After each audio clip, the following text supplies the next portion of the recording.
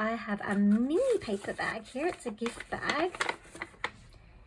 I'm using this because I don't have enough space to show you the big ones necessarily. So this is going to be the same structure that I'd use for a bigger paper bag, like a grocery bag. And it's just on a smaller format, but it's the same process, exactly the same.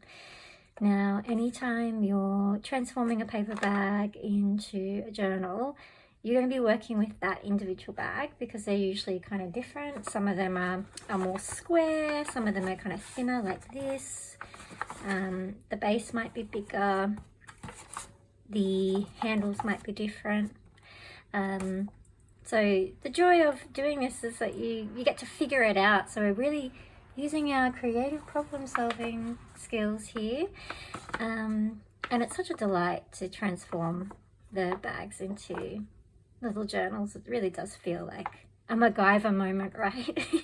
MacGyver of art.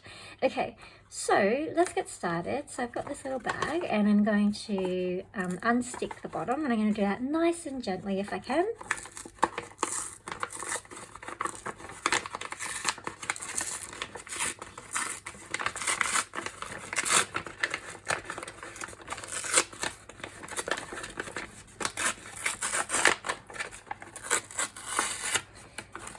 Alright, so I've got that unstuck, and that came unstuck pretty well. Sometimes with the bags, depending how old or how used they are, you get a lot of tears, and that's okay. Kind of just work with them because it gives you some interesting texture.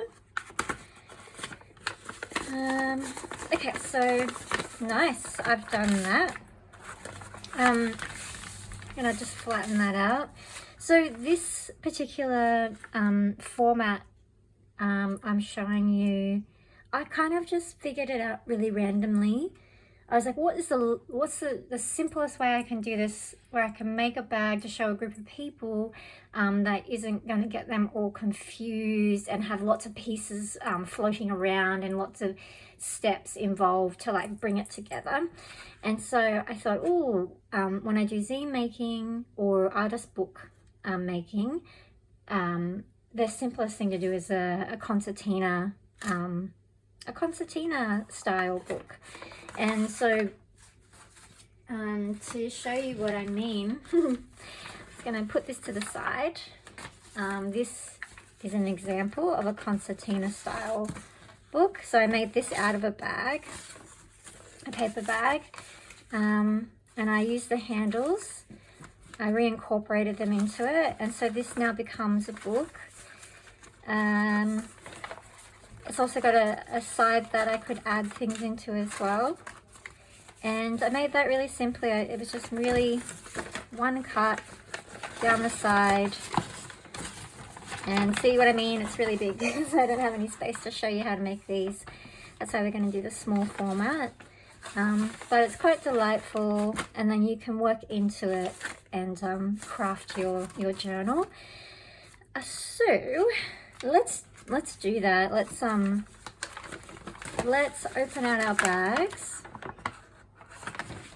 and do that. So how did I do that?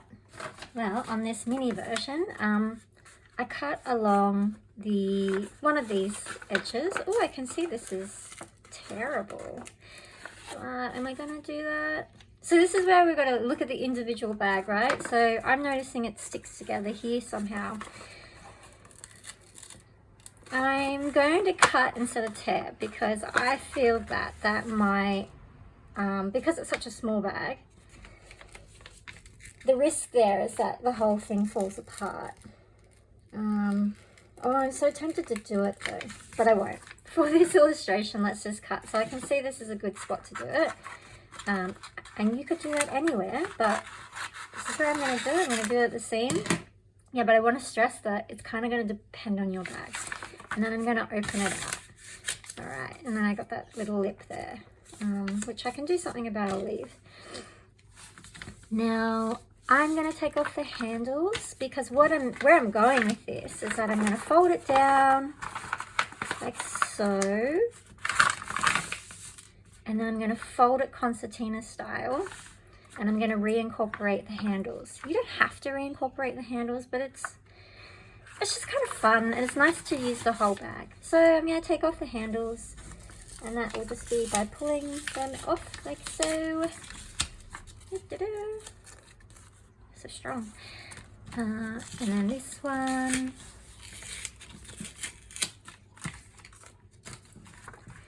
And then, yeah, all I'm going to do is I'm going to fold it down. Now, getting it perfect is probably never going to happen with one of these. So give it up. Don't look for perfection, just look for good enough. So you can see that's not perfect. You might spend a bit more time. I can see there's like a food stain here, which is just kind of interesting. Maybe I'll just get rid of that so my bag doesn't decompose. Okay, and so now I've folded it lengthways, right? Nice and simple. And I can see that in the middle I can fold it and it comes down. So I'm going to use that as my guide for my concertina, right? Like, because it's like, where do I start with my concertina folding? So I'm going to fold to the center from one edge, and I'm going to fold from the other. So I'm working this out because it's not like I've had this bag before. So I'm going to work out how this concertina fold is going to work for it. And it's going to be a very small book, but there it is. It's already a concertina. If I wanted more pages, then I would work towards perhaps finding a fold here and here. So do I have enough space for that? That's the real question. Potentially, because I see how I have this natural fold here. Let's have a little play with it. Can I get it? I mean, it may not fit completely, and it may be a very tiny book. Look, it's so interesting. The bags kind of just want to be constructed into these things. Okie dokie, look at that. So there you go. I've extended the pages by coming in like this. You might think, why would you make such a tiny book? Well, tiny things are just kind of fun. So it could be super tiny, or it can be a bigger one like this. So that could be the concertina book as well. So you've got options, and your bag will kind of let you know where it wants to fold. I'm going to make it just the short, the slightly bigger one. Okay, so now I'm going to reincorporate these options here. So I can actually hide it in between the folds in there. Or I can stick it on this side here. Will I use the inside of the book? Probably not. Not for this one, but you could, you know, because they're kind of like little artist books, and artist books, if you've ever seen them, they're more like art objects, and sometimes they're very interactive, sometimes they're more like sculptural things, but they can like have stuff hidden inside. But for the purpose of completing this nice and simply, I'm going to add this in, and so I'm going to cut that off because I can see that's in my way. I really don't mind this discoloration. I'm so into it. Now you can glue it and then put like a book on it to weight it down so it dries nice and flat.